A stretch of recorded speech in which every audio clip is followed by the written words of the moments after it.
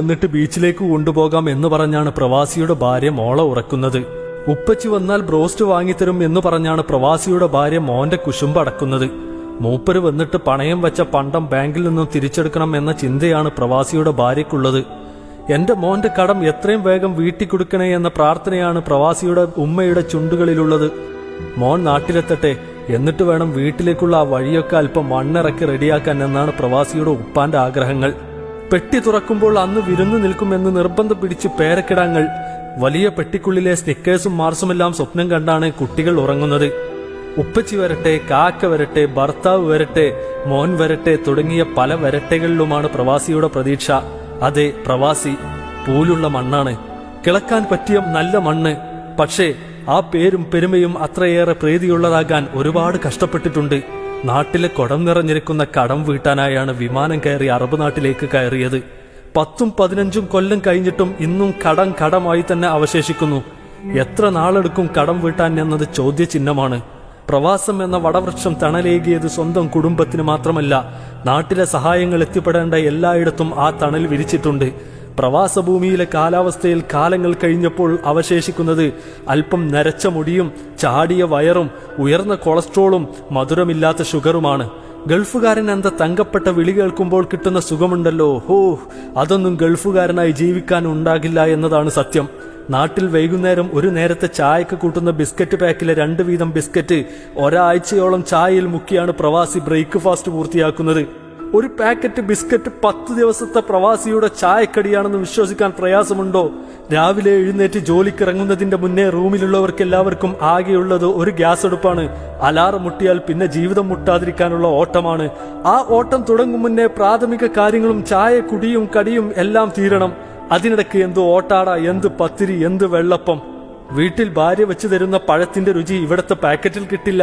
വീട്ടിൽ ഉമ്മ ഉണ്ടാക്കി തരുന്ന ചക്കക്കൂട്ടാന്റെ രുചി ഇവിടത്തെ പാക്കറ്റിൽ കിട്ടൂല. അതൊക്കെ അറിഞ്ഞിട്ടും ഈ വടവൃക്ഷം ചൂടത്ത് ഉരുകുന്നത് നാട്ടിലെ കുടുംബത്തിന് വെളിച്ചം നൽകാനാണ്. പ്രവാസിയുടെ പ്രയാസങ്ങൾ നാട്ടിലറിഞ്ഞാൽ ഉച്ചക്ക് ചോറിന് നിങ്ങൾക്ക് പൊരിച്ചതും കരിച്ചതും ഇറങ്ങിക്കൊള്ളണമെന്നില്ല. മന്തി ഇറങ്ങിയില്ലെന്ന് വരാം, അന്തി ഉറങ്ങിയില്ല എന്ന് വരാം. അതുകൊണ്ടാണ് ഒരു പനിയോ തലവേദനയോ വന്നാൽ 4 ആൾ അറിയാതെ പാരാസിറ്റമോളും പനാട്ടോളും കൊണ്ട് പരിഹരിക്കാൻ നോക്കുന്നത്. വീട്ടിലേക്കുള്ള ഫോൺ വിളികളിൽ മറച്ചുവെച്ച പ്രവാസിയുടെ കഥകളുണ്ട്. അതെ, എത്ര മൂടിക്കെട്ടാൻ ശ്രമിച്ചാലും മറക്കാൻ പറ്റാത്ത കഥ. ഉമ്മയോ ഉപ്പയോ ഭാര്യയോ അനിയത്തിയോ ജ്യേഷ്ഠനോ എന്നെ ഓർത്ത് വിഷമിക്കരുത് എന്ന നിശ്ചയദാർഢ്യത്തോടെ മറച്ചുവെച്ച നീണ്ട കഥ. ഏതെല്ലാമോ തലവേദനകൾക്കിടയിലായിരിക്കും അർബാബിന്റെ ഫോൺ വിളി, അതിനുമിടയിലായിരിക്കും കൂട്ടുകാരുടെ തമാശകൾ. ആ സമയങ്ങളിലെല്ലാം സങ്കടങ്ങളെല്ലാം മറച്ചു പിടിച്ചു പറയുന്ന ഒരു വാക്കുണ്ട്, അതാണ് അൽഹംദുലില്ലാ. എത്ര വേദനകളിലൂടെ നടന്നാലും സഹിക്കാനും ക്ഷമിക്കാനും ധൈര്യം തന്ന മന്ത്രം. അടുത്ത മാസം ഇക്ക വരും എന്നെല്ലാം കിനാവ് കണ്ടാണ് പ്രവാസിയുടെ കുടുംബം നാട്ടിൽ കഴിയുന്നത്. എത്ര കാലമായി മൂപ്പര് പോയിട്ട് കുട്ടിയാൾക്ക് മൂപ്പരെ ഓർമ്മ ഉണ്ടാകൂല എന്നൊക്കെ എപ്പോഴും തോന്നിപ്പോകുന്നു.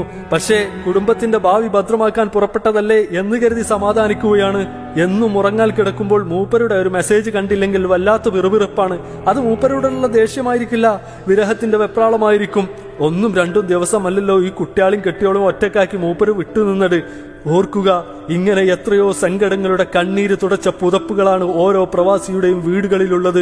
വലിയ വിഷമങ്ങൾ വരുമ്പോഴും പുറത്തിറങ്ങി ഒരു സഹായം ചോദിക്കാൻ പറ്റാത്ത അവസ്ഥ. അഥവാ ചോദിച്ചാലോ അന്റെ പൊരക്കാരൻ വല്ല ഗൾഫാരനല്ലേ എന്ന പുച്ഛവും. പടച്ചോനോടല്ലാതെ ആരുടെ മുന്നിൽ കെട്ടയിക്കാനാണ് ഈ സങ്കടങ്ങളുടെ കഥയെല്ലാം. കൂട്ടുകാരൻ, അയൽവാസി, സുഹൃത്ത്, ബന്ധു തുടങ്ങി നമുക്ക് വേണ്ടപ്പെട്ട ഒത്തിരി പേരും രക്ഷപ്പെട്ടതും പച്ചപിടിച്ചതും റിയാലിന്റെയും ദിർഹമിന്റെയും ബലത്തിൽ തന്നെയാണ്. നാട്ടിൽ അവർ നൽകിയ തണലിലാണ് അവരുടെ കുടുംബവും വേണ്ടപ്പെട്ടവരും എല്ലാം സന്തോഷങ്ങൾ അനുഭവിച്ചത്. ഒരംശമെങ്കിലും ആ ദിർഹമിന്റെയും റിയാലിന്റെയും അത്തറിന്റെയും ഓരം പറ്റിയതാണ് നമ്മുടെ ജീവിതം. ആ തണൽ നൽകിയ വൻമരം നാടണയുമ്പോൾ സഹായിച്ചില്ലെങ്കിലും നിന്ദിക്കാതിരിക്കുക. രാത്രിയുടെ ഇരുട്ടിൽ പ്രവാസി എന്ന പ്രയാസി ഒറ്റക്കിരുന്ന് പടച്ചോനെ ഞങ്ങളെ കാക്കണേ എന്ന് പറയുമ്പോ ആ കൂട്ടത്തിൽ നമുക്കും ഭാഗവാക്കാകാം. ഈ വീഡിയോ കുറിപ്പ് ഇഷ്ടമായവർ 97 44 36 77 26 എന്ന വാട്സപ്പ് നമ്പറിൽ നിങ്ങളുടെ അഭിപ്രായങ്ങളും വിവരങ്ങളുമെല്ലാം അറിയിക്കണമെന്ന് പ്രതീക്ഷയോടെ സ്വന്തം സമീർ മോങ്ങം.